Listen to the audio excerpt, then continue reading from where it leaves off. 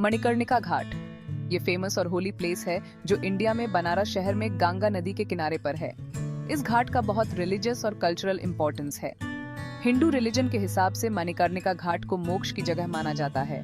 यहाँ मरने वाले को सीधा मोक्ष मिलता है। इस घाट के नाम के पीछे बहुत सारी कहानियां हैं। एक कहानी ये है कि लॉर्ड विष्णु ने यहाँ एक कुंड बनाया था जिसको मणिकर्णिका कुंड कहते हैं। ये कुंड लॉर्ड शिवा और गॉडेस पार्वती के लिए बनाया गया था।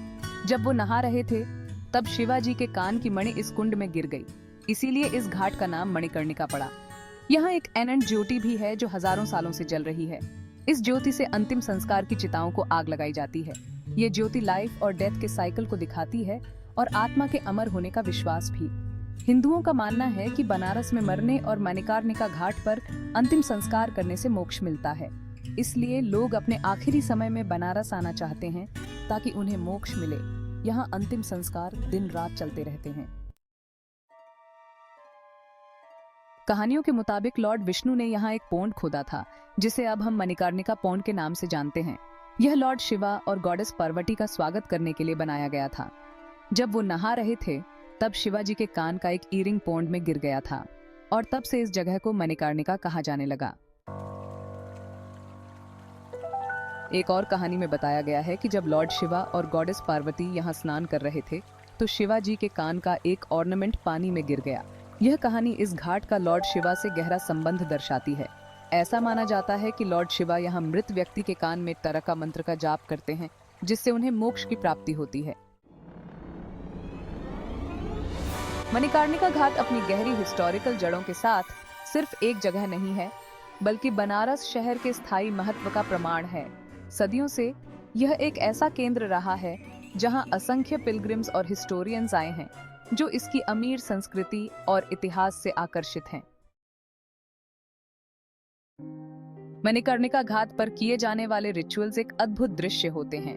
दुनिया भर से पिलग्रिम्स यहाँ आते हैं सेरेमनीज में हिस्सा लेने के लिए। उनका मानना है कि ये उनकी आत्माओं को मुक्त करेंगे और उन्हें ईश्वर से जोड़ेंगे। हर रिचुअल सिंपलेस्ट से लेकर सबसे जटिल तक मीनिंग और उद्देश्य से भरा होता है। मणिकर्णिका घाट पर अंतिम संस्कार की रीतियां बहुत ही हृदयस्पर्शी होती हैं। ऐसा माना जाता है कि यहाँ क्रीमेट किए जाने से मोक्षा यानी जन्म और पुनर्जन्म के चक्र से मुक्ति मिलती है। यह विश्वास कई लोगों को इस पवित्र स्थान की ओर आकर्षित करता है जहाँ का वातावरण नुकसान और आध्यात्मिक मुक्ति की गहरी उम्मीद से भरा होता है। यहाँ की चिताओं की flames show the reality of life and death. Hinduism mind, death is accepted as a natural part of life, and this ghat is a living proof of this truth. Modern context mind, RJKE time mind, Manikarnika Ghat is very important from religious and cultural point of view. यह सिर्फ अंतिम संस्कार place नहीं है, but also a prominent place to see the ancient traditions of Hinduism. यहाँ का atmosphere gives us a chance to understand and accept the cycle of life and death.